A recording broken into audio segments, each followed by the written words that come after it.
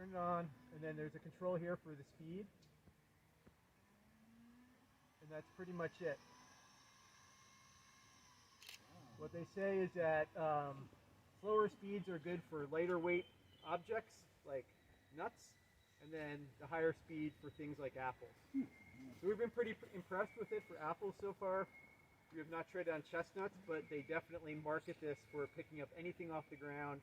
There's a little video on their main page there about them picking up chestnuts. You want to give it a try? This is Shantanu. Shantanu is a graduate student in my program. He's done a lot of research on cider apple phenolics and acidity.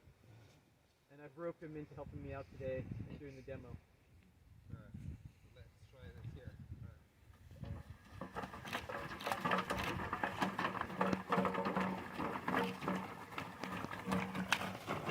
So you can go backwards and forwards. It mostly picks up as you're pushing forwards.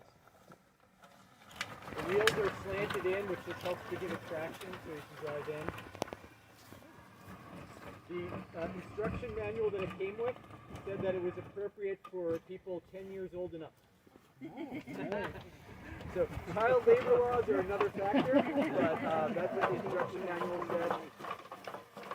And it's a tool that I think is going to be really nice for small-scale producers. I mean, it's fairly affordable. You can see it's doing a nice job. There's brushes on the inside to help clean it off a little bit. So what if you have like a pile of wood chips around your tree?